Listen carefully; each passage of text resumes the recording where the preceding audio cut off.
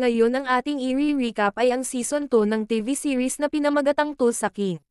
Ngunit bago ang lahat, please subscribe and click the notification bell upang ma-notify kayo sa aking mga paparating na uploads. Nagsimula ang Episode 1 ng Season 2, kung saan iniabot ni Dwight Manfredi ang lahat ng kanyang mga gamit bago siya dinala sa isang selda. Pagdating doon, isang baliw ang nagmumura at nagsasabing siya ang may-ari ng selda, dahil siya ay matagal na. Ang isa sa mga pansamantalang kasama sa selda ni Dwight, ay tila nagkaproblema sa pagsusugal ng milyon-milyong kontrata ng enerhiya ng gobyerno. Nag-udyok ito kay Dwight na mag-alok ng ilang kalmado na payo, bago ang malamang na isang mahabang sentensya para sa lalaki. Unang payo ni Dwight, magtatag kaagad ng dominasyon. Upang iuwi ang punto, pinatumba niya ang maingay na lalaking nagmumura kanina. Balik sa bar, naunawaan ni Tina ang sitwasyon ng kanyang ama. Sinabi niya kay Mitch na nangyari na ito noon, at inaasahan niyang mauulit ito, bago umalis. Samantala, si Grace ay nababahala tungkol sa kung ano ang maaaring mangyari sa lahat, kasama ang kanyang sarili.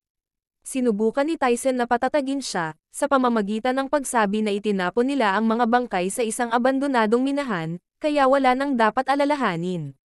Pagkatapos ay idineklara ni Goody ang kanyang sarili bilang bagong pinuno ng kanilang pansamantalang pamilya, habang nakakulong si Dwight, bagaman hindi lahat ay masaya dito. Gayunpaman, agad niyang itinakda ang mga ito na magtrabaho, sa paghahanap ng mga bagong paraan upang kumita ng pera.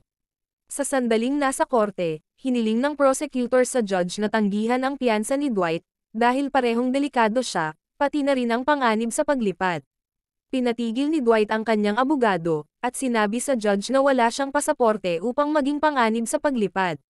Ang judge ay sumang-ayon at nag-post ng kanyang piyansa sa halagang $3 million, kung saan nagpasya si Tina na gamitin ang kanyang bahay.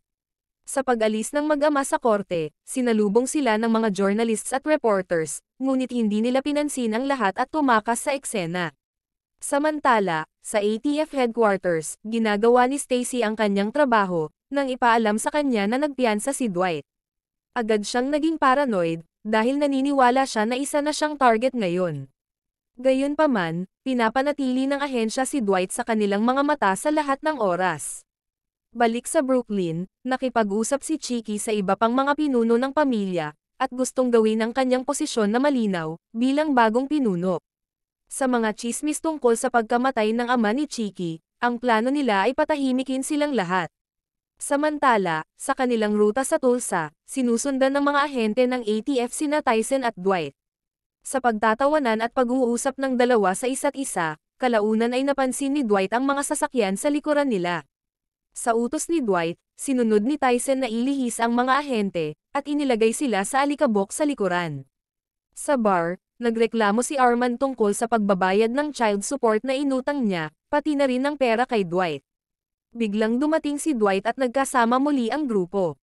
Sinabi ni Mitch sa kanyang amo na kailangan ng kanyang pinsan na si Bigfoot ng trabaho, at naisip ni Mitch na kailangan nila ng tao sa paligid. Nagustuhan ni Dwight ang ideya at gusto niya kung gaano kagalang-galang na lalaki si Bigfoot, dahilan kaya kinuha niya ito. Sa sandaling lumayo ang unit, binanggit ni Dwight kung paano niya nakilala ang isang natatanging tao sa kulungan, na nagawang manloko ng $12.5 milyong ng government subsidy sa isang wind farm. Sinabi din nga na maaari silang makikipagsapalaran sa legal na sektor sa malapit na hinaharap. Nang huminto si Dwight sa rancho ni Margaret, alam na nito ang buong sitwasyon ng pagkakaaresto, salamat sa mga lokal na ulat ng balita. Gayunpaman, nananatili siyang hindi nabigla at inimbitahan si Dwight na sumama sa kanya sa isang fundraiser sa susunod na gabi. Ikinwento ni Margaret kung gaano kayaman ang isa sa kanyang mga kliyenteng fundraiser, sa negosyong medikal na marijuana. Dahil dito, gusto niyang bumili si Dwight ng mesa sa event, at nangangakong makisalo sa kanya ng inumin habang nandoon sila. Sa sandaling umalis sina Tyson at Dwight sa rancho, agad nilang napansin na sinusundan silang muli ng mga ahente ng ATF. Sa pagkakataong ito, sinabihan ni Dwight si Tyson na huminto, dahil aalamin niya kung ano ang gusto nila. Ang mga ahente na nakahanda na ang kanilang mga baril, ay sinabi kay Dwight na huwag pumunta malapit kay Stacy, na ikinalito ni Dwight. Nang gabing iyon, umuwi si Stacy mula sa trabaho, nang makita si Dwight na nakaupo sa kanyang bahay at naghihintay sa kanya. Tinanong ni Stacy kung pumunta si Dwight para patayin siya, at sinabi ni Dwight sa kanya na syempre hindi. Binanggit niya ang kanyang pagkalito na pinagmamasdan siya ng mga ahente ng ATF, dahil hindi niya kailanman sasaktan at hindi kailanman maiinis kay Stacy. Gamit ang kanyang karisma, napunta si Dwight sa emosyonal na bahagi ng mga bagay-bagay, at sinabing binuhay ni Stacy ang mga nawalang bahagi ng kanyang pagkatao, at labis siyang nagpasalamat dito. Dahil dito, humingi si Stacy ng tawad kay Dwight para sa kanyang nagawa, at umalis si Dwight, sabay sabi na magkikita na lang sila sa korte. Sa sandaling makapasok siya sa kotse kasama si Tyson, inalis ni Dwight ang kanyang inis. Nagtawanan ang dalawa sa isa't isa at iniwanan na si Stacy. Ang sumunod na magandang umaga sa Tulsa ay ang oras para makita si Bodhi, ngunit bago iyon, sinabi ni Tyson sa kanyang amo na gusto niyang maging isang rapper at kailangan ng pangalan. Binigyan siya ng pangalan ni Dwight, at nagtawanan ang dalawa. Pagpasok nila sa loob ng The Even Higher Plane, ay namangha si Dwight sa mukhang makabago na lugar. Sinubukan ni Grace na pasinghapin si Dwight ng marijuana, ngunit tinanggihan niya ito. Binati ni Fred ang dalawang lalaki, at bago umalis, sinabihan ni Dwight si Tyson na dalhin ang crew at kumuha ng ilang suit, para sa fundraiser event. Pagpunta sa likod, binigay sa kanya ni na Bodhi at Jimmy ang rundown, kung paano tumaas ang kanilang insurance at lahat ng uri ng bagay na iyon. Sinabi ni Dwight kay Bodhi na may nakita siyang kakaibang oportunidad para dito, at ito ang mga wind turbines. Sa pagkakakulong ng may-ari ng turbines, gusto ni Dwight na makontrol ang government subsidy, at gamitin ang libreng enerhiya na iyon, para mapalakas ang kanilang sariling hydroponic wind farm. Balik kasama ang mga crew, sinimulan ng Taylor na ilagay ang mga lalaki sa iba't ibang uri ng mga kasuotan. Sa lahat ng kanilang kasiyahan sa pagpili, sila ay nagmumukhang maayos at kagalang-galang.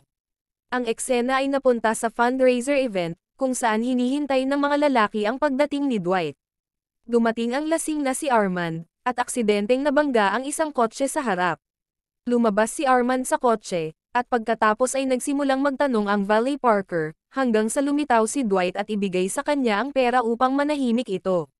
Pagkatapos ay sinabihan ni Dwight ang kanyang mga tauhan, na gusto niya ang pinakamahusay nilang pag-uugali, lalo na sa mayamang distributor ng marijuana at dealer ng langis.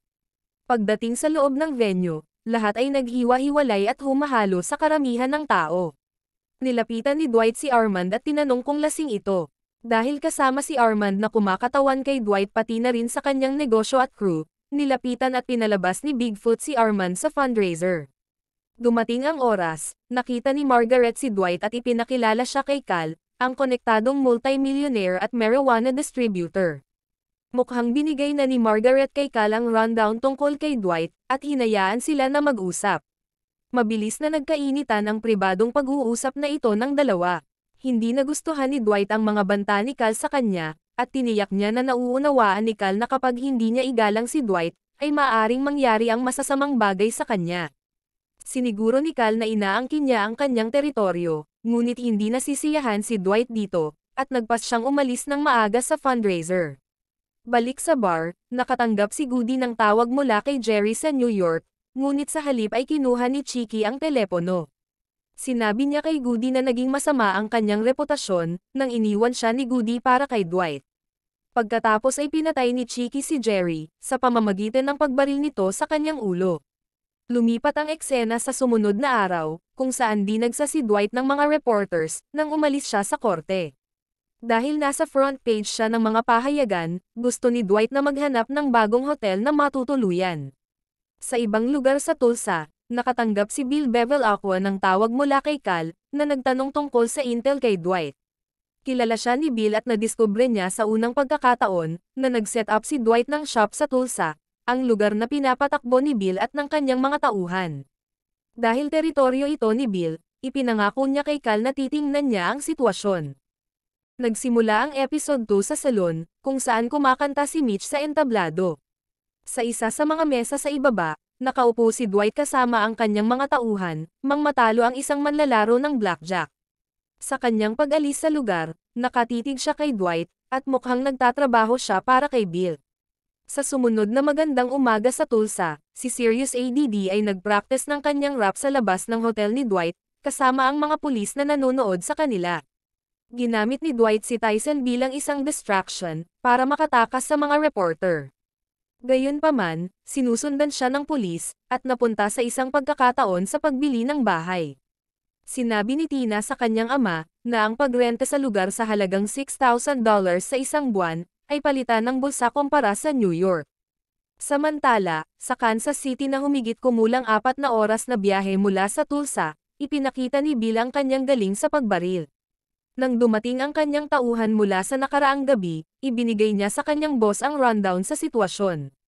Gusto ni Bill magbigay ng babala, at hindi siya natutuwa kung paano hindi siya binigyan ng courtesy call ng mga lalaki mula sa New York. Samantala, nakipag-usap si Cal sa US Attorney na si Dylan McGrath. Dahil may pabor si Cal sa US Attorney, gusto niyang makulong si Dwight ng may garantiya, kung saan pumayag si Dylan na personal na kunin ang kaso. Sa ibang lugar, nagreklamo si Armand kay Tyson, na wala na siyang pera at nasi-stress. Pinakalma ni Tyson ang kanyang kaibigan, at may naisip siyang magandang ideya. Bago ito matapos, dumating si Dwight at Tina sa rancho. Nang makababa na si Dwight, nagpaalam muna siya kay Tina at umalis na ang anak. Pagkatapos ay nakipag-usap si Spencer kay Margaret at Dwight, at iniwan ang dalawang lovebirds. Nag-usap silang dalawa at nagtatawanan sa isa't isa. Nang dumating ang oras para sa korte, ang freakang gangster na si Dwight ay gustong kumatawan sa kanyang sarili. Ipinaunawa sa kanya ng judge na walang sino man ang magiging madali para sa kanya, at kung siya ay manggugulo, ito ay sa kanyang sariling kagustuhan. Sumasang-ayon sa lahat ng ito, masaya ang judge na payagan si Dwight na kumatawan sa kanyang sarili. Gayunpaman, sinabi rin ng US Attorney sa judge, na siya mismo ang hahawak sa kasong ito ni Dwight. Sa isang hotel, kasama ni Tina ang kanyang mga anak nang tawagan siya ng kanyang auntie, at sinabing pupunta siya sa Tulsa, para tulungan siyang mag-set-in. Balik sa Brooklyn, tumawag si Vince sa random na numero, at ibinigay ang telepono kay Chicky. Tila hindi pa nakikiramay si Bill sa pagkamatay ng ama ni Chicky, ngunit wala siyang pakialam. Sinabi ni Bill na ang mga tauhan ni Chicky ay nakapasok sa kanyang teritoryo, at gusto niyang magkaroon ng cut ng kita. Pagkatapos ay tumawa si Chicky, at sinabing bigyan siya ng ilang araw para pag-isipan ito. Nang gabing iyon, magkasamang nakaupo sina Dwight at Bodie, at iniisip ang uri ng taong gusto nilang piliin para sa jury duty. Tila isang algorithm ng AI ang nakabuo ng pinakamahusay na kandidato, bilang isang solong babae at dumaan sa isang divorce, ang mukhang mas makikiramay sa isang romantiko na kaso. Samantala, ang natitira sa mga crew ay nagpasya na pumasok sa car dealership ni Donnie. Naisip ni Tyson ang ideyang ito, para tulungan si Armand na magkaroon ng pera. Sa sandaling iyon, kinuha nila ang isang piraso mula sa ilalim ng kotse, at planong gawin ito sa buong lote. Kinaumagahan, dumating si Donnie sa dealership, at nakipag-deal sa isa sa mga nauna niyang customer. Nangako na ang kanyang pagpili ng mga kotse ay walang mga issue at lahat sila ay nasa mababang mileage. Ang customer ay sumubok ng isa, ngunit natuklasan na hindi ito mag-on. Tumingin si Donnie sa ilalim ng kotse at napagtanto na siya ay ninakawan, at lahat ng kanyang mga kotse ay may parehong piraso na nawawala. Sa kulungan naman, binisita ni Dwight ang taong nakilala niya sa selda. Pagkatapos ay sinabi ni Dwight sa lalaki, na gusto niyang gumawa ng panukala, na bilhin ang kanyang mga wind turbines. Dahil nagkakahalaga ito ng $12.5 million, nag-alok si Dwight ng 7.5 at pumayag ang lalaki sa deal. Dumiretso sa bangko, parehong humingi ng business loan sina Dwight at Tyson, ng $7.5 million. Sinabi ng banker na kailangan niyang makipag-usap sa manager ng bangko na si Karen. Pagbaba ni Karen, ibinigay sa kanya ang rundown ng sitwasyon, at siya ay nabigla. Dahil hindi sila isang commercial bank, ang maximum na maaari nilang ibigay para sa isang business loan, ay $3 million lamang. Gayunpaman, kailangan niya ng maraming dokumento. Hindi gustong gawin iyon ni Dwight, at tinukoy ang kanyang sarili bilang si Thomas Edison, na gumagawa ng bagong ideya at bagong imbensyon. Ngunit tumanggi si Karen na ibigay sa kanila ang loan, nang hindi kinakailangan ang lahat ng detalye. Nang gabing iyon, mag-isang nakaupo si Dwight sa kanyang hotel, nang hindi inaasahang dumating ang kanyang kapatid na si Joanne. Dahil tapos na siya sa New York, gusto niya ma-feel at home sa Tulsa, at sinabi kay Dwight na minsan na niyang iniwan si Tina, kaya dapat umano na makipag-deal si Dwight sa prosecution. Tumanggi si Dwight at naputol ang eksena sa sumunod na araw, kung saan binigay ni Mitch kay Dwight ang kanyang almusal. Ngunit sa pagiging healthy ng lahat sa plato, hindi ito nagustuhan ni Dwight. Pumasok si Donnie at ipinaliwanag niya na may nagnakaw ng mga converter sa bawat sasakyan sa kanyang lote. Sa insurance na nangangailangan ng ilang linggo upang i-restock at palitan ang pinsala, hindi nais ni Donnie na mangyari muli ito. Dahil dito, binigyan siya ni Dwight ng isang alok. Bilang kapalit ng proteksyon, bibigyan ni Donnie si Tina ng bagong sasakyan. Susubukan din ni Dwight na ibalik ang ilan sa mga converter, at lagyan ng isang guard dog para sa proteksyon para hindi na ito maulit. Sa sandaling umalis si Donnie, sinabi ni Dwight kay Mitch na naaawa siya sa lalaki, at gusto niyang ibalik ang kalahati ng kanyang converter. Sa weekly na pagbabayad ni Armand para sa nabigong pagtatangkang pagpatay kay Dwight mula sa Season 1, dumiretso si Dwight sa opisina ng US Attorney. Nagtanong si Dwight kung may deal na gagawin, tulad ng $100,000 na multa, at kung ano-ano pa. Sinabi ng abogado na walang magiging deal, hanggat walang kasamang pagkakakulong. Pagkatapos ay napansin ni Dwight na si Cal ang nasa likod ng biglaang pagharap ng US Attorney sa kaso. Ngunit kapag sinisiyasat, nananatili itong tahimik at simpleng sinabi na lahat ay mananagot sa isang tao. Pagkatapos noon, tumayo si Dwight at umalis. Dumating si Mitch upang makita si Donnie, at binanggit na natagpuan niya ang halos kalahati ng mga converter, at nagpasalamat si Donnie. Si Mitch pagkatapos ay tinanong si Donnie, kung handa siyang ibenta ang lugar. Si Donnie ay medyo interesado, at sinabi ni Mitch sa kanya na tatanungin niya ang kanyang kaibigan kung gusto niya ang negosyo. Sa The Even Higher Plane, nag-e-enjoy ang buong crew sa kanilang oras, nang banggitin ni Bodhi na gumawa siya ng app na tinatawag na ChatCBD. Ito ay isang program na perpektong ipinartner ang tao sa kanilang halaman. Ilang saglit pa, lumapit si Grace kay Dwight at sinabing may celebrity sila. Isang lalaking nagngangalang Jelly Roll pagkatapos ay lumitaw at binati si Dwight. Walang ideya si Dwight kung sino ang lalaking ito. Matapos ilagay ang mga headphone, nagsimula si Jelly Roll sa kanyang kanta at labis na humanga si Dwight. Nang matapos siya, nagpaalam si Jelly Roll kay Dwight at umalis sa lugar. Habang pauwi sina Tyson at Dwight, nakatanggap si Tyson ng tawag na nagsasabi sa kanya, na nasa labas pa rin ng hotel ni Dwight ang mga reporter. Nangangailangan ng isang lugar upang manatili para sa gabi, si Tyson ay nakakuha ng isang ideya. Kinaumagahan, ginigising ng ina ni Tyson si Dwight. Nalaman na si Dwight ay dinala ni Tyson sa kanilang bahay para magpalipas ng gabi.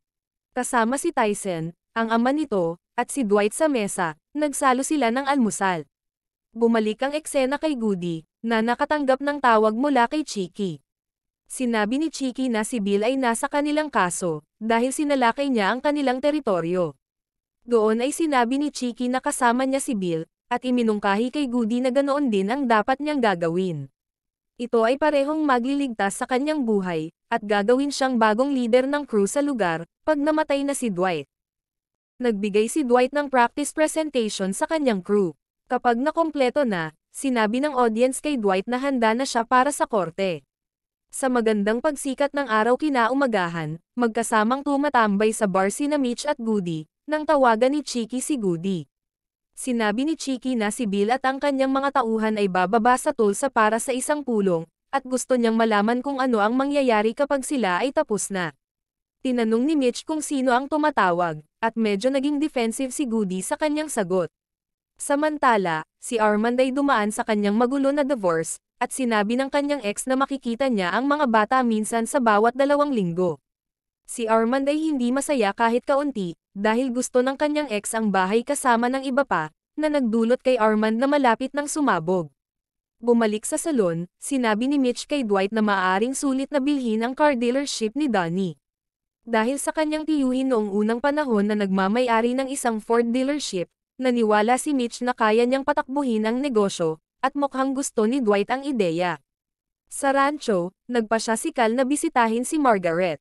Tila sinusubukan ni Cal na sirain ang buhay ni Dwight, at gustong malaman kung may relasyon sina Dwight at Margaret, at nagtanong kung bakit hindi na lang siya ang piliin nito.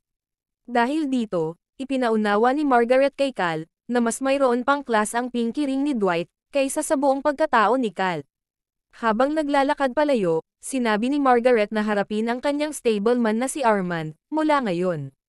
Kinabukasan, dumating si Dwight sa kanyang bagong rental property, at binati ng kanyang anak at kapatid.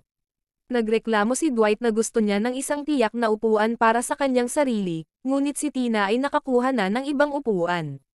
Ang kanilang kapitbahay, isang mayamang snob, ay nagpasya na batiin ang kanyang mga bagong kapitbahay. Ibinigay nga kay Dwight ang $100 na multa, para sa pagpapanatiling bukas ng kanyang pinto ng garahe, nang mas mahaba kaysa sa 20 minuto. Bilang paglabag sa mga patakaran, wala pang narinig si Dwight na mas estupido sa kanyang buhay, ngunit nanatili siyang matyaga at hinayaan ang lalaki na umalis, nang walang anumang kahirapan. Sa sandaling nasa loob ng bahay, si Dwight ay patuloy na nagrereklamo tungkol sa kanyang upuan. Sa sumunod na araw, umalis si Dwight sa kanyang bahay at naghanda para sa korte. Ang kanyang nakakainis na kapitbahay ay muling nagpakita, nagreklamo na ang basura ni Dwight ay mukhang hindi maayos, at binigyan siya ng $150 na multa. Si Dwight ay muling tahimik at hinayaan ang lalaki. Samantala sa rancho, nakatanggap ng tawag si Armand mula kay Cal, na gustong makipagkita sa kanya. Dumiretso sa mansyon, binati ng dalawang lalaki ang isa't isa, at si Cal ay dumiretso sa puntong nagsusuri tungkol kay Dwight. Ibinunyag ni Armand kung paano nagdudulot sa kanya ng malaking problema ang kanyang mga utang sa kanyang asawa, kasama ang suporta sa anak, at ang lingguhang bigay niya kay Dwight. Binuksan ni Cal ang isang kahon, at binigay kay Armand ang $30,000. Bago ito tanggapin, nilinaw ni Cal na inaasahan niya ang isang pabor bilang kapalit balang araw. Sa courtroom, ang US attorney ay tumawag sa kanilang mga saksi, at tinanong sila ng mga karaniwang tanong, ngunit tumanggap lamang ng mga robotic na tugon. Hindi man lang nag-abala si Dwight na makipagtalo, sa halip ay tumawag lamang siya ng isang saksi na si Stacy. Pumasok si Stacy sa silid at nanumpa. Nagsimula si Dwight sa muling pagbabalik-tanaw sa kanilang relasyon. Sinabi niya na si Stacy ang unang lumapit sa kanya, ang nagsimula ng kanilang relasyon, at higit sa lahat ang nagligtas sa kanyang buhay. Sa bribery charge kay Dwight, hinarap niya ang hurado. Sinabi niya na kung gagawin ni Stacy ang lahat ng iyon para sa kanya, lalo ang pagligtas sa kanyang buhay, ano ang masama sa pagbibigay sa kanya ng regalo bilang pasasalamat. Nang matapos si Dwight, tumanggi ang US attorney na mag-cross-examine kay Stacy. Matapos parehong nagbigay ang defense at prosecution ng kanilang mga pangwakas na argumento, ang mga hurado ay pinaalis upang mag-deliberate. Nang umalis si Stacy sa courthouse, hinabol siya ni Dwight at sinabi sa kanya na talagang nag-enjoy siya sa kanilang oras na magkasama. Dagdag pa niya, wala siyang ibang gusto kundi ang pinakamabuti para sa kanya, kahit na tila lilipat na si Stacy sa ibang lugar para magtrabaho. Di nagtagal, nakatanggap si Dwight ng isang tawag, at pumunta siya sa salon kung saan naghihintay si Bill. Nagpakilala ang dalawang lalaki sa isa't isa, at nagsimula na ang usapan at negosasyon. Nang matapos ang pagpupulong, ipinaalam ni Tyson kay Dwight na may desisyon na ang hurado.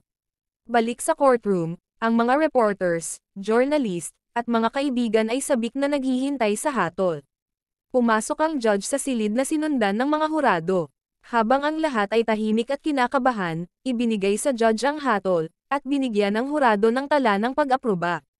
Ang isa sa mga miyembro ng hurado ay nagsimulang basahin ang case number ni Dwight, at kalaunan ay inanunsyo ang hatol na not guilty. Ang mga tauhan ni Dwight ay sumabog sa pagdiriwang, at sinabi ni Dwight sa US attorney na ibigay ang kanyang pagbati kay Cal. Sa wakas ay malaya mula sa pagkainis sa kaso, hinarap ni Dwight ang mga tao ng Tulsa, at sinabing mabuti na magkaroon ng patas at makatarungang sistema. Samantala, nakatanggap ng tawag si Cal, na may nakakabigo na balita na napawalang sala si Dwight. Balik sa bar, ipinaalam kay Goody na babalik ang kanang kamay ni Bill, na may dalang alok sa gabing iyon. Gayunpaman, walang interes si Chicky sa diplomasya. Inutusan niya si Goody na akitin si Dwight sa labas, at hayaan kung ano ang susunod na mangyayari. Samantala, nalaman ng nakakainis na kapitbahay ni Dwight mula sa balita, na pinalaya na ang mobster na si Dwight Manfredi, ngunit kilala pa rin ito sa dalawang pagpatay sa New York. Dahil sa gulat, ang kapitbahay ay kinakabahang nagmaneho papunta sa kinaroroonan ni Dwight. Sa pagkakataong ito, humingi siya ng paumanhin sa pagiging istorbo, at ipinangako na bawiin ang lahat ng multa, at sinabing hindi na mauulit ang gulo bago nagmamadaling umalis. Nang gabing iyon sa bar, sinimulan ni Mitch ang pagdiriwang, at nakiisa ang mga tao. Tuwang-tuwa ang mga tauhan ni Dwight, at pinakiusapan pa siya ni Margaret ng sayaw. Ipinaalam ni Goody kay Dwight na nasa labas ang kanang kamay ni Bill. Sa kanyang paglabas, nakatanggap si Dwight ng yakap mula kay Tina. Binabayaran din ni Armand si Dwight ng perang inutang niya noong nakaraang buwan. Paglabas ni Dwight, hinihintay siya ni Goody at ng kanang kamay ni Bill. Biglang bumunot ng baril ang lalaki, ngunit agad itong napigilan ni Bigfoot, habang paulit-ulit na sinasaksak ni Goody ang salarin, hanggang sa mamatay ito. Nag-alok si Tyson na pangalagaan ang katawan, at maingat itong itatapon. Sa loob, napansin ni Margaret ang kaunting dugo sa mukha ni Dwight, at nilinis ito para sa kanya, pagkatapos ay sumayaw ang dalawa. Lumipat ang eksena sa sumunod na araw, kung saan nakitang umalis si Bill sa kanyang marangyang property. Gayunpaman, nang lumabas si Bill sa kanyang sasakyan sa gate, nahanap niya ang patay na katawan ng kanyang tauhan, kasama ang isang malinaw na mensahe mula kay Dwight. Sa umaga, ibinaba ni Bigfoot ang isang tahimik na si Tyson sa bahay ng kanyang mga magulang. Bago umalis, sinabi ni Bigfoot kay Dwight na nagawa ng maayos ni Tyson ang trabaho. Sinabihan ni Dwight si Bigfoot na manatili at magbantay. Sa loob ng bahay, nagising na si Joanne at halata ang pag-aalala. Hinarap niya si Dwight na hindi mapalagay, lalo na sa mga ginawa nito kamakailan. Dahil nakatira sila sa isang ligtas na lugar, na may mga bantay na nakatalaga sa labas, sinikap ni Dwight na tiyakin sa kanya na wala sila sa panganib. Gayunpaman, hindi kumbinsido si Joanne. Sa katagalan, inamin ni Dwight na kailangan nilang patayin ng isang lalaki mula sa Kansas City, na nagtatarget sa kanya. Sinabi ni Joanne na hindi lang si Dwight nag-provoke, kundi pinatay niya ang isa sa mga tauhan ni Bill. Binalaan niya si Dwight na hindi papatalo si Bill, at hindi lang siya ang nasa panganib din ang kanyang pamilya at mga kaibigan. Samantala, kasama ni Tyson ang kanyang ama na si Mark, tinutulungan siyang ayusin ang kanyang lumang van. Nag-alok si Tyson ng pera para sa isang bagong sasakyan, ngunit mahigpit na tinanggihan ito ng ama.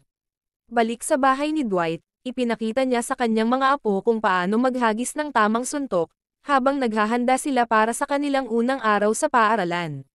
Gayunpaman, sinabi ni Tina sa ama, na ang mga bata ay pumapasok sa isang hindi marahas na paaralan, at dapat pumunta sa kanilang mga guro kung sila ay nahaharap sa anumang problema. Gayunpaman, binalaan sila ni Dwight na huwag magbigay ng sariling pananaw sa paghawak ng problema. Nang maglaon, ipinagtapat ni Dwight kay Tyson, umamin na maaari niyang nahawakan ng maayos ang mga bagay sa pagitan kay Bill, sa una nilang pagkikita. Sinasalamin niya na ang paggawa ng deal kay Bill, ay maaaring isang mas matalino na hakbang. Gayunpaman, hindi sumang-ayon si Tyson, itinuro na hindi si Dwight ang tipo, na gumawa ng kahit ano sa kalagitnaan. Tumungo ang dalawa sa The Even Higher Plane, isinara ang tindahan, at biglang pinaalis ang mga customer. Ipinaalam ni Dwight kay Bodhi na maaaring dumating ang problema, kasunod ng babala ng pagpatay kay Carlo, at maaaring nasa panganib silang lahat. Galit na umalis si Bodhi, kasunod si Tyson sa kanyang likuran. Nagpaliwanag si Bodhi na hindi siya nag-sign up para sa ganitong uri ng kaguluhan. Nais niya ang tulong ni Dwight sa mga white-collar na krimen, at hindi ang masangkot sa pagpatay. Sinubukan ni Tyson na mga tuwiran sa kanya, iginiit na magkasama sila sa problema, ngunit hindi kumbinsido si Bodhi. Pagkatapos ay kinausap ni Tyson ang iba pang crew ng The Even Higher Plane, naghatid ng isang masiglang pananalita. Ipinahayag niya na tingin ni Bill ay pag-aari niya ang Tulsa, ngunit sa katotohanan ay sila ang nagmamay-ari ng lugar.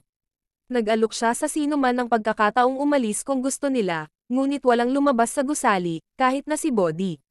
Samantala, binisita ni Cal si Armand, at nag-abot sa kanya ng isa pang envelope na may laman na pera.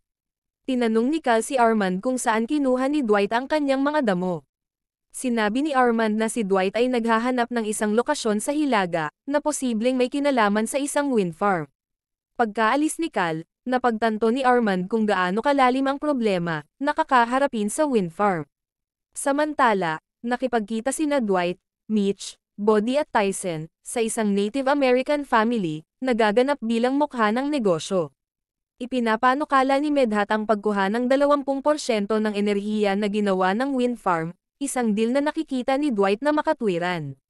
Gayunpaman, itinutulak ni Ahano na kukuha din sila ng 20% ng kanilang mga benta ng damo, na itinuturing ni Dwight na labis.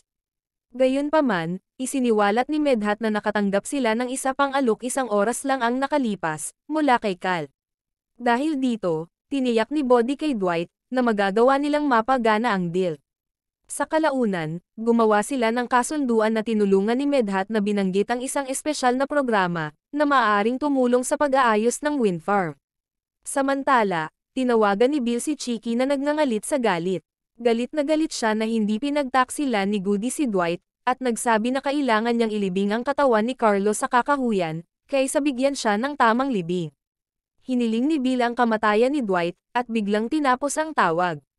Sa ibang lugar, kinukot siya ni Vince si Chicky, sa pamamagitan ng pagsabi na kayang lutasin ng kanyang ama na si Pete, ang alitan sa pagitan ni Dwight at Bill. Lasing at balisa, ipinahiwatig ni Chicky na hindi natural na namatay si Pete, ibig sabihin, maaaring siya ang pumatay sa kanyang sariling ama. Halatang nainis si Vince dito, at hindi nagtagal ay nakatulog si Chicky. Habang walang malay si Chicky, sinagot ni Vince ang tawag mula kay Bill, na nagagalit sa hindi pag-follow up ni Chicky sa isang bagong plano. Nag-alinlangan si Bill, tungkol sa pag-asa sa maaaring gagawin ng New York kay Dwight. Sinamantala ni Vince ang pagkakataon, nagmungkahi siya na sila na mismo ni Bill ang hahawak kay Dwight, lalo na ngayong nakaalerto si Dwight sa posibleng mangyayari. Agad na nagustuhan ni Bill ang ideya, at nangako si Vince na makikipag-ugnayan siya sa lalong madaling panahon. Sa ibang lugar, hinarap ni Cal si Jackie Ming, isang stakeholder sa kanyang weed farm. Sinabi ni Cal na ihinto ang pagpapalaki at pagbebenta ng puppies sa property. Nang maglaon, hiningi ni Cal ang 50% ng kita, mula sa anumang puppies na naibenta, dahilan para mainis si Jackie. Naging madilim ang kanilang pagsasama, nang matuklasan nila ang dalawang manggagawang Chinese na nahuling nagnakaw. Iminungkahi ni Cal na bugbugin sila, para maipadala ang mensahe sa iba. Sa halip, malamig na binaril ni Jackie sa ulo ang mga lalaki, at sinabing ganito ang pakikitungo niya, sa sinumang kumukuha ng pera sa kanyang bulsa. Habang nangyayari ang lahat ng ito, pansamantalang naging paranoid si Goody, sa pag-aakalang lahat ay gusto siyang patayin. Tinutukan pa niya ng baril ang isang lalaki, ngunit mabilis niyang napagtanto na hindi ito isang banta. Isang araw, nakipagkita sina Mitch at Dwight kay Donnie. Sa pagtatapos ng pulong, sumang-ayon si Dwight na bilhin ang dealership ni Donnie, sa kanyang hinihinging presyo. Sinama ni Donnie ang kanyang lisensya ng General Motors, na nagpapahintulot kay Dwight na magbenta ng mga GM products, sa isang makabuluhang mas mababang halaga, kaysa sa mga karaniwang dealership. Hinikayat din ni Dwight si Donnie na manatili ng ilang buwan, upang turuan si Mitch at matiyak ang maayos na paglipat.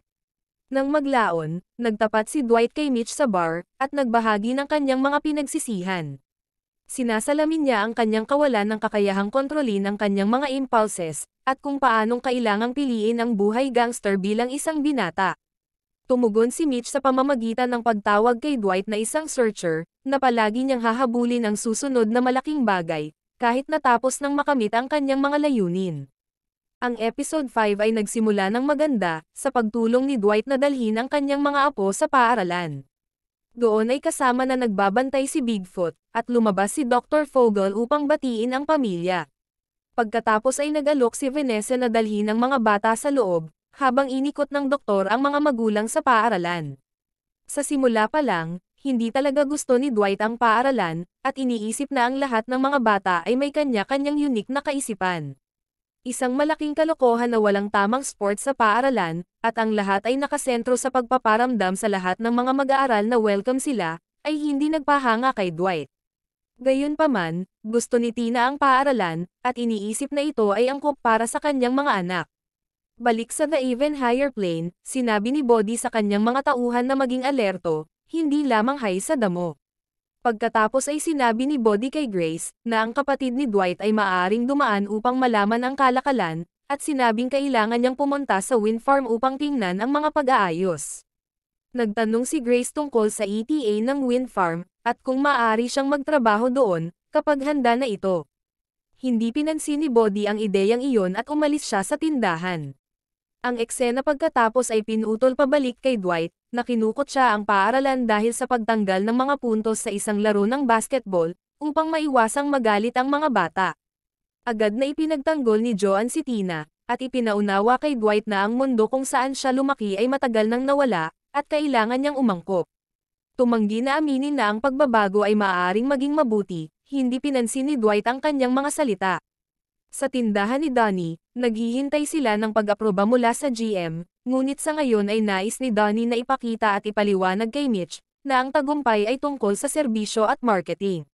Ginamit ni Donnie ang human psychology, binanggit na ang kanyang pekeng cowboy image ay idinisenyo upang maging isang pangkalahatang hinahangaan all-American image.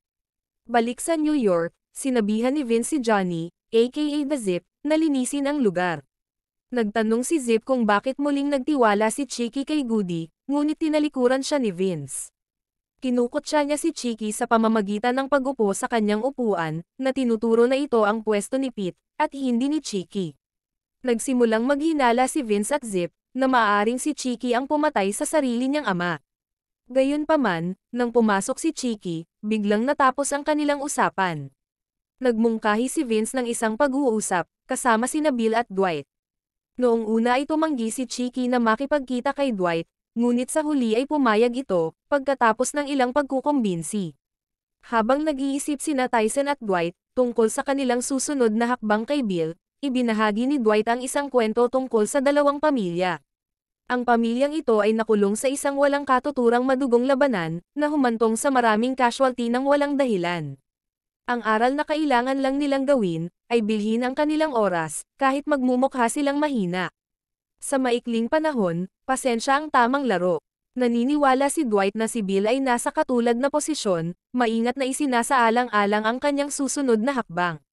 Samantala, ang New York Mafia ay nakipag-ugnayan kay Bill. Ipinaalam ni Vince sa kanya, na ang tatlong partido ay magkakaroon ng pag-uusap.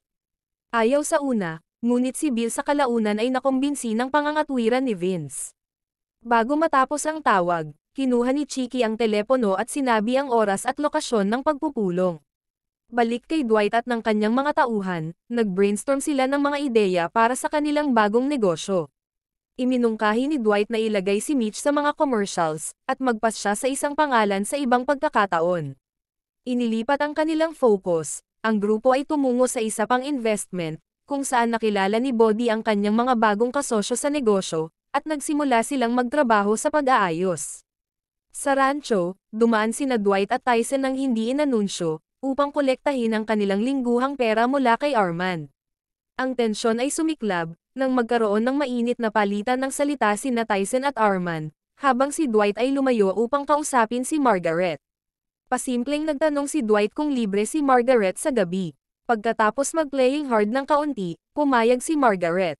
Gayunpaman, binalaan niya si Dwight tungkol kay Cal, na inilarawan niya bilang isang obsessive control freak, na may kaugnayan sa mga kriminal tulad ni Jackie. Tumawa si Dwight na pinawalang bisa ang babala, at nangako siya na makukuha nilang lahat ang darating para sa kanila. Maya-maya sa bar, tinawagan si Goody mula sa New York. Sinabi ni Vince na hindi siya naghahanap ng gulo, at iginiit na nagbago na siya. Binigyang diin ni Vince ang kanilang code, na never reject a sit-down. Dahil dito, pumayag si Goody na tanungin si Dwight tungkol dito. Samantala, muling binisita ni Cal si Armand, at napansin na naroon sina Dwight at Tyson. Walang pag-aalinlangan, hinarap ni Dwight si Cal na nagbantang mawawasak ang kanyang panga, kapag hindi siya titigil sa pakikialam sa kanyang negosyo. Sa kanyang pag-uwi, si Dwight ay nakatanggap ng tawag mula kay Goody, na nagpaalam sa kanya na ang kanilang mafia family ay gustong magkaroon ng isang pagpupulong sa Atlanta. Sinabi ni Dwight na pag-iisipan niya ito, at ipinagpatuloy ni Mitch ang pagbibilang ng mga berdeng stocks sa bar. Samantala, kinuha ni Cal ang ilang mga lalaki palabas ng field, at gustong malaman ni Jackie kung ano ang kanilang ginagawa. Sa pagtanggi ni Cal na sabihin ng eksakto kung ano ito, sa kabila ng pagiging mga tauhan ng mga lalaki ni Jackie, nag-iwan ang dalawa ng hindi magandang unawaan. Dinala ni Cal ang mga lalaki sa wind farm ni Dwight, at inatake si Bodhi. Bumaba ang iba pang mga lalaki, at sinimulang wasakin ang lugar, nang ipaalam ni Jimmy kay Dwight ang sitwasyon. Pinagmamasdan ng mga lalaki na naputol ang power, at sa wakas ay dumating si Dwight at ang kanyang mga tauhan. Pagbaba sa kanilang mga sasakyan, nagsimula ang matinding labanan. Inatake ng grupo ang mga lalaki isa-isa. Ang mga lalaki ay walang pagkakataon na lumaban, at siguradong bawat isa sa kanila ay magising na may sakit ang ulo. Tumakbo palayo ang mga lalaki, ngunit may isa na naiwan. Tinanong nila ito kung sino ang nagpadala sa kanila, at dahil sa torture, inamin ng lalaki na si Cal ang may utos, at ito ay isang deklarasyon ng digmaan. Sa lugar ni Bill, nagpasya si Cal na tawagan siya, at gustong ikumpara ang mga tala tungkol kay Dwight. Dahil nawala si Bill sa negosyo kay Cal, dahil sa kanyang Chinese partner na si Jackie, wala nang pakialam si Bill sa kanya. Nang gabing iyon, nagkita sina Dwight at Margaret sa isang bagong Italian restaurant. Mula sa kung saan, lumapit ang waiter at nagbukas ng bote ng alak, sinabing si Cal ang magbabayad. Dahil dito, nagkaroon si Dwight ng ideya, at ipinalabas sa waiter ang dalawa sa pinakamahal na bote ng alak na mayroon sila sa cellar, isa para sa kanila, at isa sa random na mesa. Sa simula ng episode 6, sinabi ni Dwight kina Tina at Joanne, na pupunta siya sa Atlanta para hawakan ang isang issue. Nagulat siya nang malaman ni Tina na ito ay para sa isang sit-down, kasama si Bill sa New York. Iginiit ni Tina na gusto niya ng baril at kahit nag-alangan, hiniling ni Dwight kay Mitch na turuan siya kung paano bumaril. Agad na dinala ni Mitch si Tina sa isang shooting range, kung saan tinuruan niya ito kung paano humawak ng baril ng ligtas. Humanga si Mitch dahil mabilis na nakuha ni Tina ang kanyang tinuturo, at malinaw na nag-e-enjoy sa kanilang oras na magkasama. Nang maglaon, nang tanungin ni Dwight kung kumusta ang pag-aaral ni Tina sa baril, tinawag ni Mitch si Tina na isang maganda at determinadong babae. Sa ibang lugar, binisita ng isang stressed na si Armand ang The Even Higher Plane para kumuha ng mas maraming gummies. Isang bugbog na si Bodhi ang pumasok na nakakuha ng atensyon ni Armand. Tinanong siya ni Armand at sinabi ni Bodhi na ang pag-atake ay isa lamang sa mga panganib ng pakikipagtulungan kay Dwight. Sa kalaunan ay isiniwalat ni Bodhi na ang pag-atake ay nauugnay kay Cal, na nag-iwan kay Armand na halatang nag-aalala tungkol sa kung ano ang nangyayari sa kanyang paligid. Dahil dito, nagpasya si Armand na harapin si Cal. Kinilala ni Armand ang $50,000 na natanggap niya, ngunit itinuro niya ang mga aksyon ni Cal laban kay Dwight at ang kanyang mga tauhan, ay naglalagay sa kanya sa panganib. Tinawag ni Cal si Armand na isang bata, dahil sa hindi niya napagtanto ang mga resulta ng kanyang pagkakasangkot. Sinubukan ni Armand na umatras, ngunit nagbanta si Cal. Sinabi ni Cal na pag-aari niya si Armand, at nagbabala na kung titigil si Armand sa pagtulong sa kanya, babalatan niya itong buhay at ipapadala ang dila sa kanyang mga anak. Gayunpaman, si Cal ay may sariling mga problema. Matapos talunin ni Dwight at ng kanyang mga tauhan ang mga tauhan ni Cal, nagalit si Jackie. Inakusahan ni Jackie si Cal na pinagmukha silang mahina, at nagreklamo tungkol sa tumataas na gastusin sa medikal, para sa mga nasugatang mga lalaki. Ipinaalala ni Jackie sa kanya na ang kanilang focus ay dapat sa pagtatanim ng damo, hindi ang mga personal na salungatan. Nang maglaon, inutusan ni Jackie si Cal na harapin si Dwight, iginiit na ang mga tunay na kaaway ay hindi matatalo sa kalahating hakbang, at humihingi ng agarang resulta. Sa LaGuardia Airport sa New York, nakalimutan ni Chicky ang kanyang baril na nakasukbit sa kanyang bukong-bukong, at agad na inaresto ng security ng airport. Dahil dito, naiwan si Vince na mag-isa na magtungo sa Atlanta. Sa Atlanta, si Dwight, Goody, Bill, at kanang kamay ni Bill, ay naghihintay sa isang restaurant para kay Chicky at Vince. Nagulat sila nang solong dumating si Vince, na nagpaliwanag sa pagka-aresto kay Chicky sa airport. Nagsimula ang pag-uusap sa kabila ng kawalan ni Chicky. Ipinahayag ni Bill na ang Tulsa ay kabilang sa Kansas City sa loob ng maraming dekada, at inakusahan si Dwight ng pagtanggi sa mga makatwirang deal. Habang kulang ang parehong suporta at tamang crew, tinawag ni Bill si Dwight na isang outsider. Sinabi ni Dwight na walang pakialam si Bill sa Tulsa, kung hindi siya ipinadala doon ng New York, kahit nalabag sa kanyang kalooban. Kung may utang kay Bill, sinabi ni Dwight na ang New York ito, at hindi siya. Iginiit ni Bill na may utang siyang pera at paghihiganti, para sa pagkamatay ng kanyang kanang kamay na si Carlos. Para matapos na ang usapan, iminungkahi ni Vince na magkaroon si Bill ng cut sa negosyo ng damo ni Dwight. Nag-alok si Dwight ng 15% discount, kapalit ng mga serbisyo sa seguridad at distribution ni Bill. Nag-aatubili na tinanggap ni Bill ang deal. Nang tanungin ni Bill kung ano ang offer ng New York, binanggit ni Vince ang pekeng Ozempic, na nagudyok kay Bill na kutsain kung gaano nakalayo ang kanilang pagbagsak. Umiling sina Dwight at Bill sa deal, ngunit nang tanungin ni Vince kung ano ang makukuha ng New York, umalis sina Dwight at Bill na iniwan na walang nakukuha si Vince. Balik sa New York, ipinaliwanag ni Vince ang kinalabasan kay Chicky, na ipinapalagay na ipinagpaliban ang pagpupulong dahil wala siya. Sumabog si Chicky sa galit, nang inihayag ni Vince ang mga detalye na babayaran ni Dwight ang Kansas City, at ang New York ay walang natitira maliban sa isang pekeng Ozempic para kay Bill. Ininsulto ni Chicky si Vince, tinawag siyang idiot, ngunit sumagot si Vince at pinaalalahanan si Chicky na kasalanan niya ito, dahil sa pagkaaresto niya sa airport.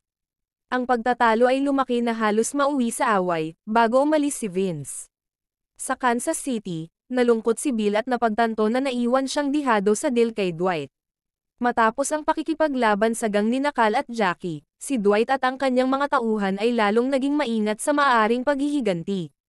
Nagpasya si Bodhi na isara ang tindahan ng maaga, at binalaan ni Dwight si Tyson na manatiling mapagbantay sa lahat ng oras. Maya-maya ay napansin ni Tyson ang isang kotse na nagmamatsyag sa kanya, na nakadagdag sa kanyang alarma. Nang ayaw mag-start ang sasakyan ni Mark, tinawagan ni Tyson si Dwight, na nag-alok ng sarili niyang sasakyan para sa mga trabaho ni Mark. Hinatid ni Tyson ang ama sa kanyang mga appointment sa trabaho, ngunit sa unang bahay, nagulat si Tyson nang malaman na binabayaran si Mark ng Chile sa halip na cash. Pagkatapos ng mahabang araw, tinawagan muli ni Tyson si Dwight, at sa pagkakataong ito ay hiniling na bilhin ang kotse ni Dwight, bilang regalo para sa kanyang ama. Pumayag si Dwight at tuwang-tuwa si Mark at emosyonal na nagyakap ang mag-ama. Gayunpaman, ang trahedya ay hindi mapipigilan. Sa sumunod na umaga, napansin ni Tyson ang isang kotseng mabilis na lumayo, at nang tangkaing paandarin ni Mark ang sasakyan, sumabog ito sa harap ni Tyson na iniwan siyang tulala. Sa ospital, kasama ng pamilya ni Tyson sina Dwight at Goody, na wala pang impormasyon tungkol kay Mark. Naghintay silang lahat, hanggang sa tuluyang lumapit ang doktor at sinabing maswerteng tao si Mark, dahil kalahati lang ng katawan niya ang nasa loob ng sasakyan sa punto ng pagsabog. Nangangailangan siya ng ilang operasyon sa kanang bahagi ng kanyang katawan, at pagkatapos ay dapat maayos na ang paggaling. Nagsimulang sumigaw si Tyson, at sinabing haharapin ni Bill ang isang bala para dito. Gayunpaman, sinampal siya ng kanyang ina na nadismaya sa buhay na pinili ng kanyang anak, at gusto niyang umalis silang lahat. Balik sa pinangyarihan ng krimen, sinabi ng ATF pati ng FBI, na ang pagsabog ay nangyari ng mas maaga kaysa sa inaasahan, at ang bomba ay para kay Dwight. Sa labas ng ospital, ipinaintindi ni Dwight kay Tyson na walang kikilos, hanggat hindi nila alam kung sino ang kanilang kalaban. Sa sandaling nasa bahay, binisita si Dwight ng FBI, na gustong malaman kung sino ang nagtangkang pumatay sa kanya. Sinabihan sila ni Dwight na yan ang dapat nilang alamin. Sa dealership ng kotse ni Donnie, pumunta si Tyson at humingi ng kotse sa pinakamagandang paraan. Samantala sa bar, alam ni na Mitch, Goody at Dwight, na ang pagtatangkang pagpatay na ito ay maaaring kagagawan ni Cal, New York, o Bill. Kaagad na tinawagan ni Dwight si Chicky, at direktang nagtanong kung siya ang nagtangkang pumatay sa kanya gamit ang bomba. Tumawa si Chicky at sinabing kung siya ang papatay, gagamitin niya ang 2 bala sa kanyang bungo, hindi bomba. Tinanong ni Dwight si Vince, at kinumpirma na hindi sila ang may gawa. Nang matapos ang tawag, iniwan ng mga lalaki sina Chicky at Vince, na may isa pang pagtatalo. Ang bawat isa sa mga tauhan ni Dwight ay nasa ganap na alerto, at sinabi ni Bodhi na babayaran niya ang Uber ng lahat ng kanyang mga manggagawa, papunta at pabalik sa trabaho. Samantala, sina Bigfoot at Dwight ay pumunta sa huling trabaho ni na Mark at Tyson, at inabotan ni Dwight ang lalaki ng pera, para ma-access ang kanyang security camera. Inanyayahan siya ng lalaki sa loob, at lumipat ang eksena sa ospital kung saan sinabihan si Tyson na lumayo sa kanyang pamilya. Balik kay Dwight kasama si Bodhi, sinuri niya ang footage ng camera at nakita ang puting Prius na nagmamasid kay Tyson sa buong araw. Nakuha lamang ang unang 2 letra ng plate number, nagpa siya si Dwight na bisitahin ang kanyang dating driving instructor. Habang nasa kalagitnaan ng test, sinabihan si Paul na lumabas ng kotse, at muling inutusan na suriin ang isang plate number para sa kanya.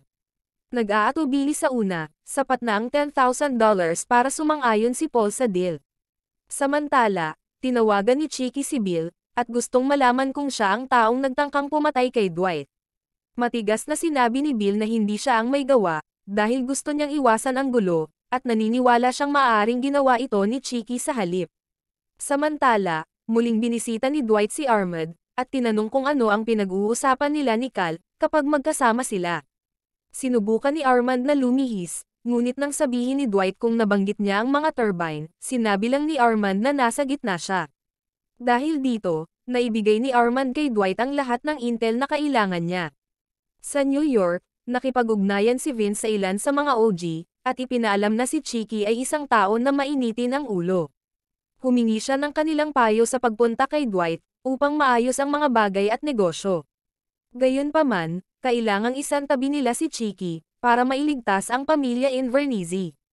Nang sabihin ng mga lalaki na kailangan nilang pumunta sa kanilang mga amo upang ipaalam ang plano, sumang-ayon si Vince.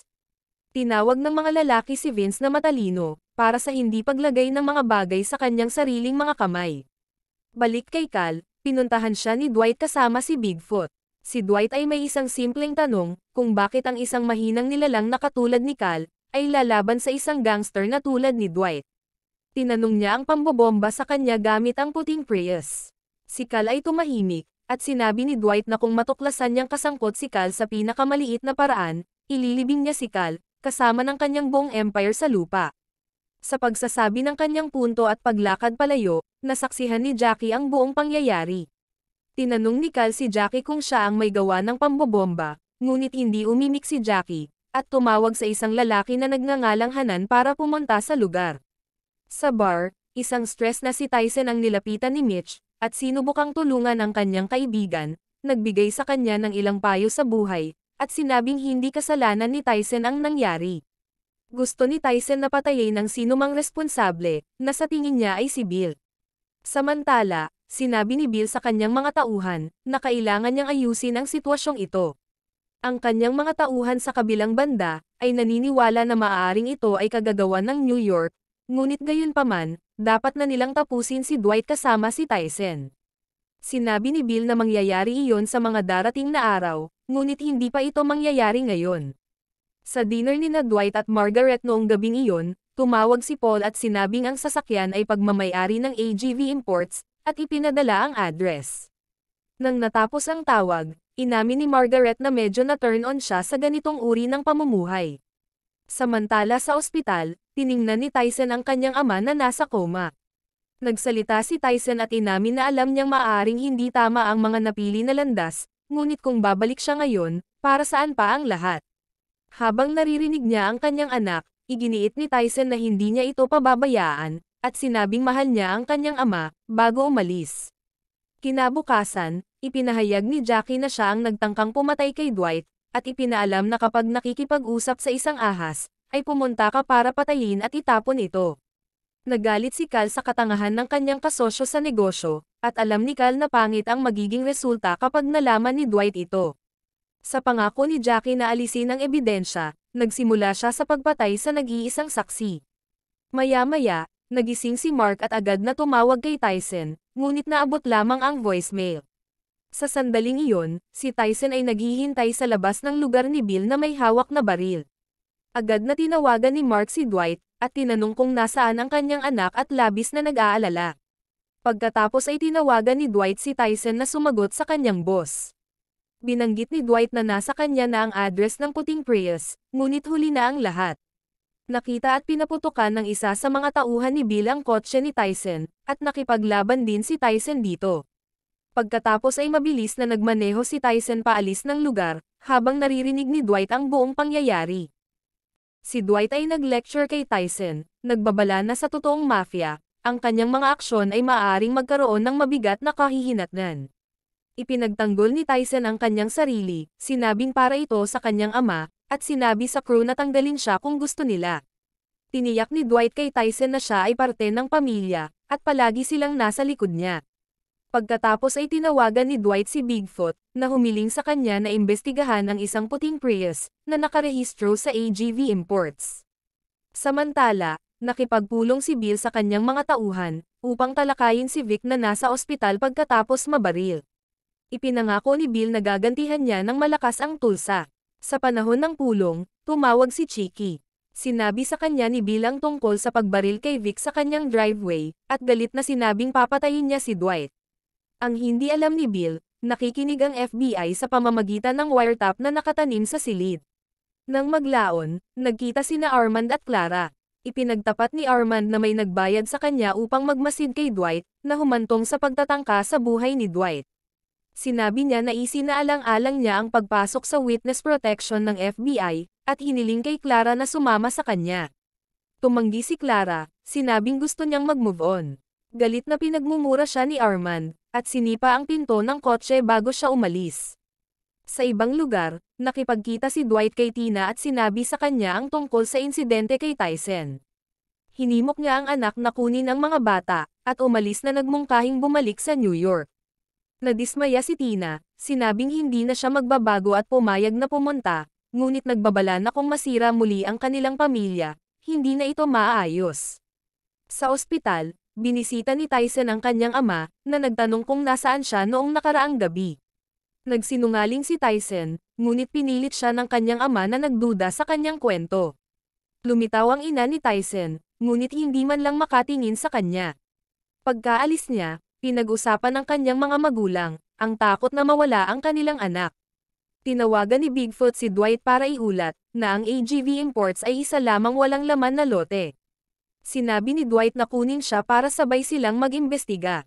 Nang maglaon, nagalit si Armand kay Spencer at tuluyang nawalan ng kontrol. Pumagitna si Margaret, at nang mapagtantong lasing si Armand, sinabihan siyang umuwi. Sumigaw si Armand na wala siyang tahanan, at sinisisi si Dwight sa pagkasira ng kanyang buhay. Tinanggal siya ni Margaret sa trabaho at lumabas si Armand. Samantala, inayos ni Tina ang kanyang sasakyan, nagpaalam kay Joanne, at umalis kasama ang kanyang mga anak. Sa isang pulong, ipinaalam ni Dwight sa kanyang mga tauhan, na ang mga grupo ni Bill ay na-target. Inutusan niya silang isara ang mga tindahan, at maghanda para sa digmaan. Nang tanungin kung kasangkot si Tyson, sinabi ni Dwight na mas maganda kung kaunti lang ang kanilang nalalaman. Pumunta sina Mitch at Tyson sa car dealership ni Donnie, para kumuha ng bagong sasakyan. Hiniling ni Tyson ang Escalade na malugod na binigay ni Donnie, dahil alam niyang opisyal na magiging kanila na ang negosyo kinabukasan. Sa crew ni Chicky, tinalakay ng grupo ang napipintong hakbang ni Bill laban kay Dwight. Iminungkahi ni Vince na mas mabuti kung walang panig ang mananalo, dahil ang mananalo ay magkakaroon lamang ng higit na kapangyarihan, at doblehin ang kanilang teritoryo. Pinatigil siya ni Chicky, at sinabihan siyang manatili sa kanyang pwesto. Pagkaalis ni Chicky, sinabi ni Vince sa ibang miyembro na oras na para tanggalin si Chicky, sa pamamagitan ng pagpatay sa kanya o sa ibang paraan. Sa pakikipagpulong ni Dwight sa kanyang mga crew, tinalakay nila ang mga potensyal na shooter at backup na mga plano, ngunit naantala nang dumating ang dalawang federal agents. Tinanong ng mga ahente si Dwight tungkol sa pamamaril noong nakaraang gabi, at binalaan sa plano na pag-resback ni Bill. Pagkaalis nila, sumang-ayon si Dwight at ang kanyang team, sa kanilang limitado na mga opsyon, habang iniiwasan ang mga ahente. Nang maglaon, nagkita sina Cal at Jackie, ngunit nag-ambala sila ni Armand. Habang papalayo si Jackie, humingi ng tulong si Armand kay Cal, sa takot na alam ni Dwight na kinakausap siya nito. Ang walang malasakit na Cal, ay naghagis ng $100 sa lupa na pinulot ni Armand. Umuwi si Dwight para hanapin si Joanne, at sinabi sa kanya na umalis na si Tina at ang mga bata.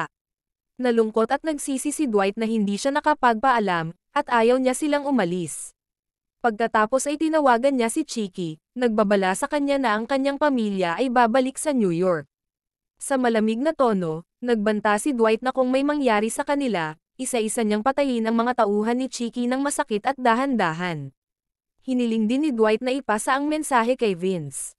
Sa The Even Higher Plane, sinabi ni na Bodhi at Jimmy sa mga tauhan na umalis na, at sinabing matatapos na silang mag-impake. Sumang-ayon ang mga crew at iniwan silang dalawa. Samantala, isang lasing na si Armand ang tumawag sa kanyang anak na hindi sumasagot. Sa pagsasalita sa voicemail, nagpahayag si Armand ng panghihinayang para sa kanyang mga aksyon, sinabing mayroon pa siyang isang bagay na dapat gawin at hindi muna siya makikita. Hiniling niya sa kanyang anak na alalahanin ang mga masasayang sandali, bago uminom muli. Sa ibang lugar, sina Mitch at Tyson ay nagload ng mga armas, kabilang ang mga grenade launcher, na naghahanda para sa nalalapit na labanan. Sa bahay ni Dwight, dalawa sa mga tauhan ni Bill ang nakipagsapalaran, ngunit hinarap sila ng nakakainis na kapitbahay, na pinagalitan sila ng pagpark doon. Upang maiwasang maghinala, at ubilis silang umalis. Ipinagpatuloy ni Cal at Jackie ang kanilang pag-uusap. Ikinwento ni Jackie kung paano siya natuto bilang isang refugee at naging isang walang awa. Ibinigay niya kay Cal ang isang kontrata, na humiling sa paglipat ng kanyang buong negosyo sa halagang $1,000 lamang. Napapaligiran ng mga tauhan ni Jackie, sa una ay tumanggi si Cal at hinagis ang kontrata sa lupa. Pinilit siyang lumuhod habang tinutukan ng baril, kalaunan ay tinanggap ni Cal ang kanyang kapalaran, at isuko ang kanyang buong operasyon. Sa pagpupulong ni Chicky kay Vince at sa mga tauhan, inutusan siya ni Vince na umupo at kinuha ang kanyang baril. Inanunsyo ni Vince na ang pag-uusap sa ibang miyembro ng pamilya, ay humantong sa isang desisyon na isantabi si Chicky. Binalaan niya si Chicky na magpasalamat, at hindi siya pinatay ng mga ito. Galit na inatake ni Chicky si Vince, ngunit pinigilan ito ng ibang miyembro. Sina Vince at Jimmy ay pinuna ang mga mahihirap na desisyon ni Chicky, na sinisisi siya sa pagpapadala kay Dwight sa Tulsa, at pagpapalaki ng kanilang mga problema.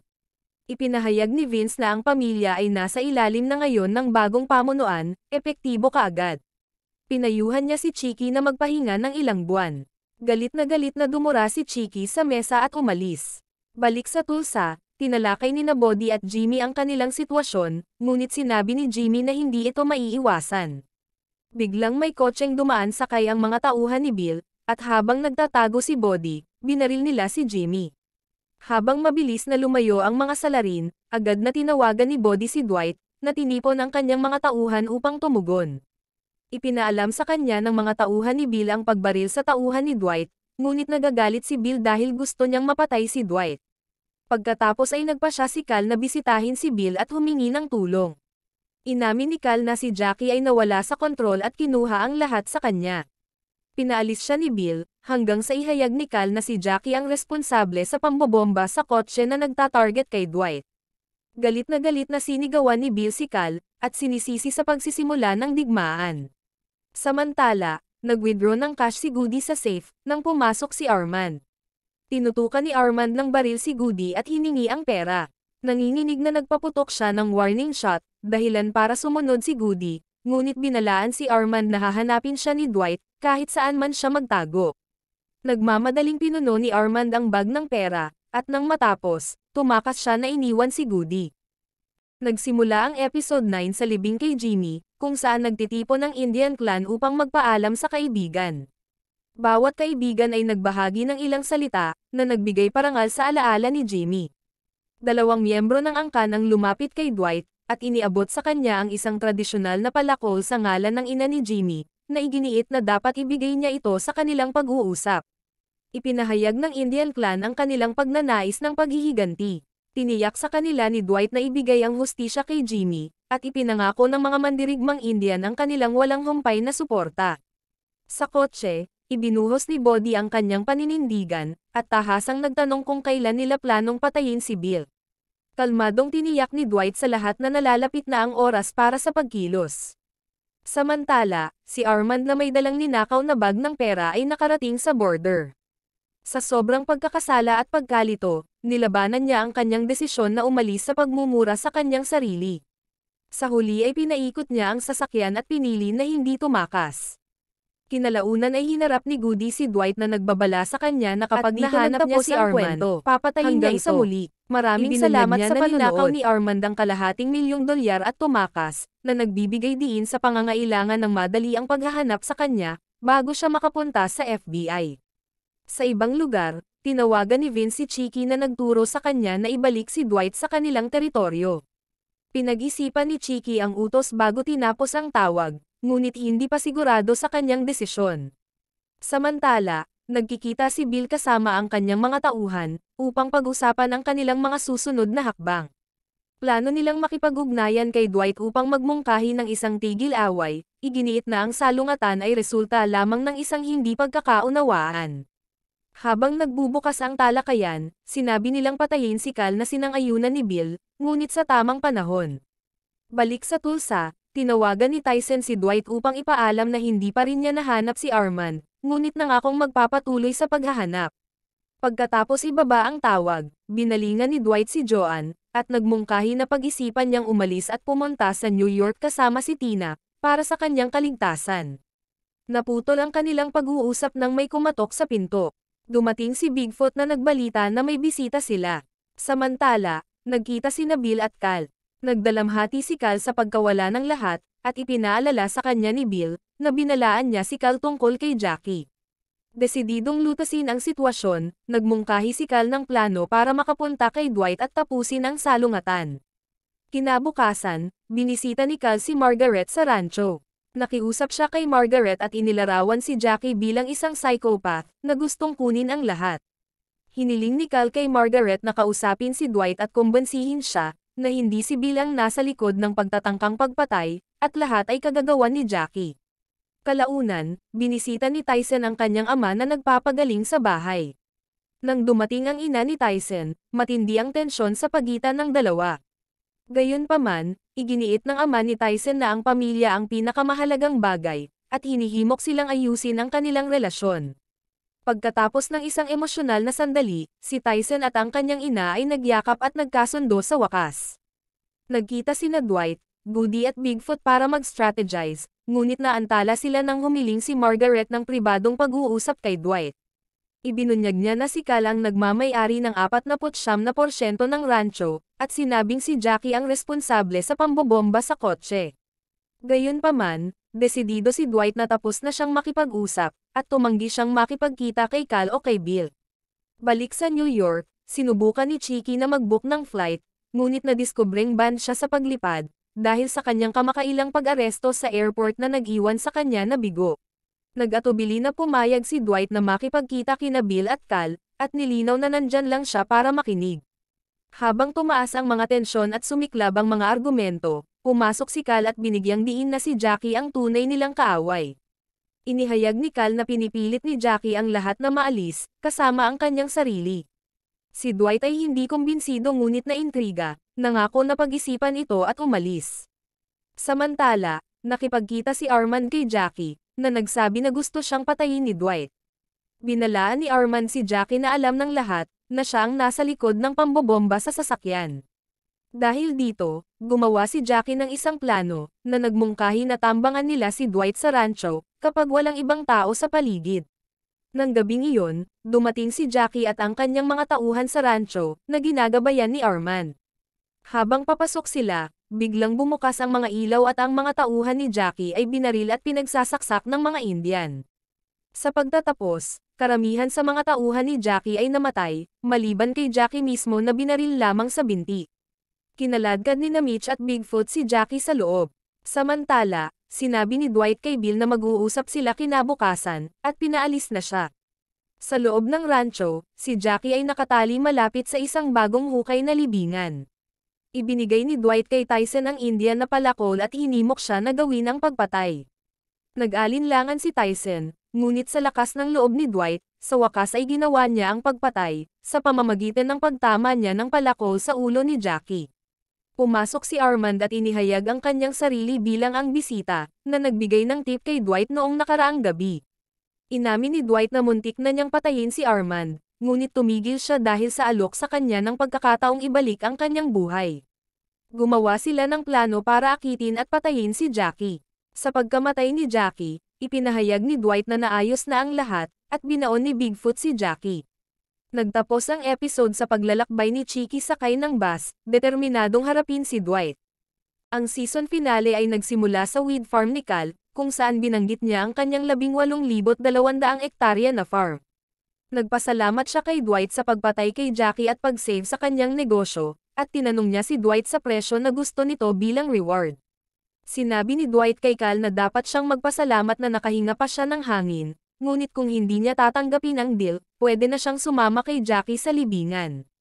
Habang gusto ni Cal na pangasiwaan ang sitwasyon tulad ng isang negosyante, hindi ito gagawin ng mga gangster. Tinawag ni Dwight si Bigfoot para patayin si Cal. Nagmatigas si Cal, ngunit sinabi ni Dwight na hindi siya bagay sa mga underworld business. Sa wakas ay sumang-ayon si Cal sa mga tuntunin, at sinabing pagod na siya sa negosyong ito. Binabati ni Tyson si Dwight sa kanyang bagong 18,200 acre na weed farm, at pagkatapos ay umalis ang crew. Sa rancho, natuklasan ni Margaret ang isang bala sa lupa, at itinago ito. Samantala, sa car dealership ni Donnie, binilang nila ang pera at naging opisyal si Mitch na may-ari ng lugar. Nagkamayan ang dalawang lalaki at kumpleto na ang transaksyon.